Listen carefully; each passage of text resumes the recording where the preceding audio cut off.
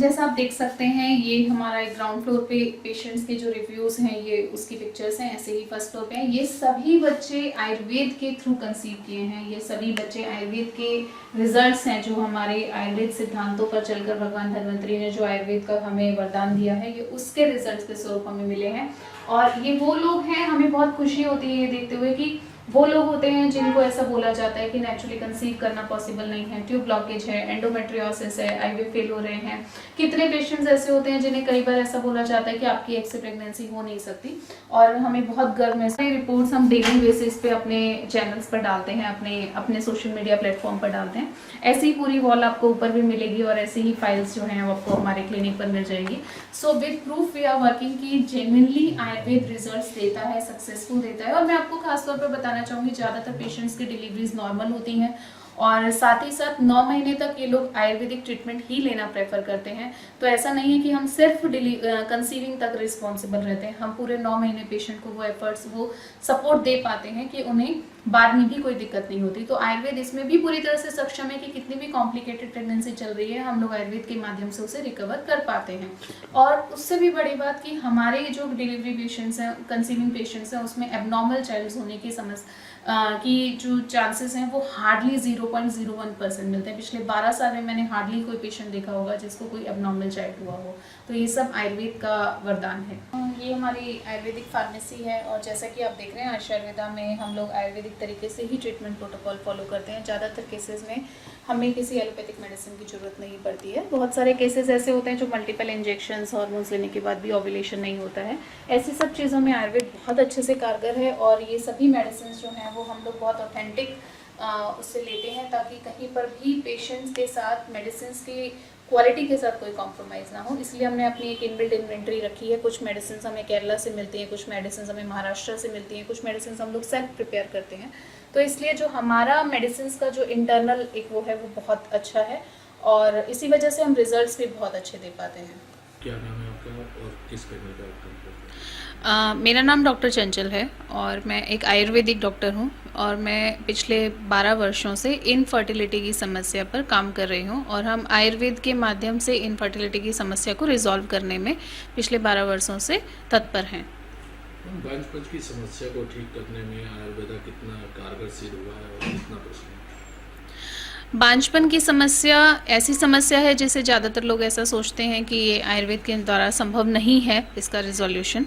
लेकिन आयुर्वेद में इनफर्टिलिटी के बारे में, यानी निसंतानता या बांझपन के बारे में बहुत अच्छे से एक्सप्लेनेशन दिया गया है। हमारी जो भी संहिताएं हैं उसमें इसके जो एक्सप्लेनेशन है उसमें 20 प्रकार के योनि दोषास के बारे में बताया गया है। उन्हीं में इनफर्टिलिटी के वेरिएबल जो इश्यूज़ रहते हैं वो सब उसमें एक्सप्लेन्ड हैं और उसको जब हम आयुर्वेद के सिद्धांतों पर काम करते हैं तो पेशेंट्स को ट्रीटमेंट में बहुत अच्छी सक्सेस मिलती है।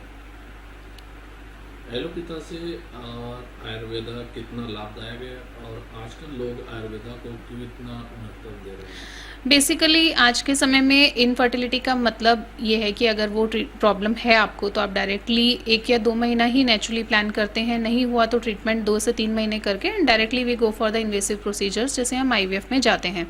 लेकिन आयुर्वेद जो है वो नेचुरल तरीके से प्रेगनेंसी अचीव करने में हेल्प करता है। आयुर्वेद में ऐसा बताया गया है कि अगर किसी को निसंतानता की समस्या है तो उसके जो रूट कॉजेज़ हैं, यानी हमारा जो ऋतु, क्षेत्र, बीज, अंबु, जिसे हम एलोपैथिक साइंस में आपका मेंस्ट्रुअल फ्लो है, आपका एग है, मेल स्पर्म है, फीमेल ओवम है और वहाँ पर मेंस्ट्रुअल फ्लो जो रहता है, उस सबको अगर आप रूट कॉज पे अच्छे से बैलेंस आउट कर लेते हैं, वहाँ पे दोषास का जो समन्वय है वो बहुत अच्छा मेंटेन हो जाता है, तो पेशेंट को कंसीव करने में दिक्कत नहीं आती है।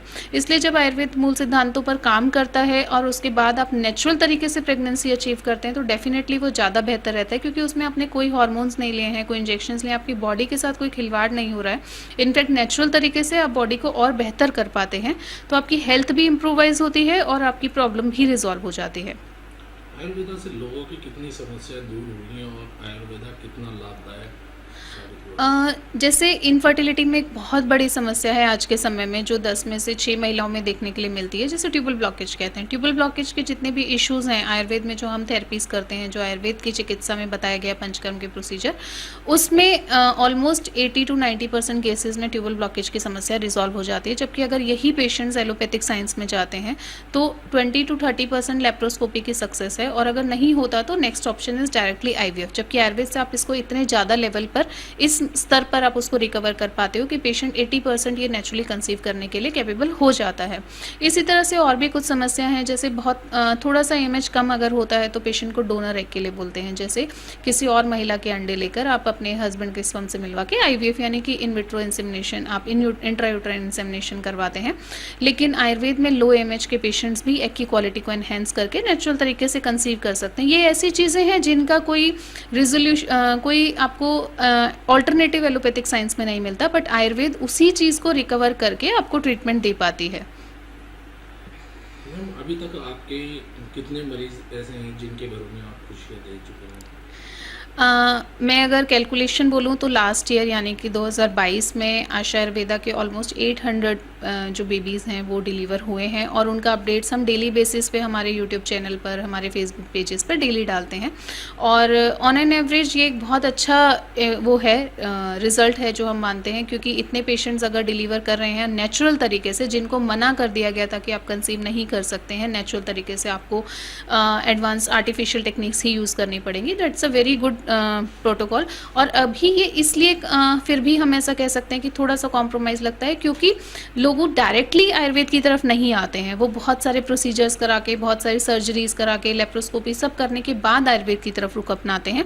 तो अगर हम डायरेक्टली आयुर्वेद को अपनी पहली पद्धति मानेंगे, अपना पहला उपचार का जो एक वो है, पहला उपचार अगर हम आयुर्वेद को अपनाएंगे तो उस सिचुएशन में ये रिजल्ट्स और बेहतर होते हैं, क्योंकि जो पेशेंट्स डायरेक्ट आयुर्वेद में आते हैं उन्हें रिजल्ट्स बहुत जल्दी मिल जाते हैं। जिनकी बॉडी से बहुत खिलवाड़ हो चुका होता है, बहुत हार्मोन्स और सब लिए जाते हैं, उनको टाइम डेफिनेटली ज़्यादा लग जाता है।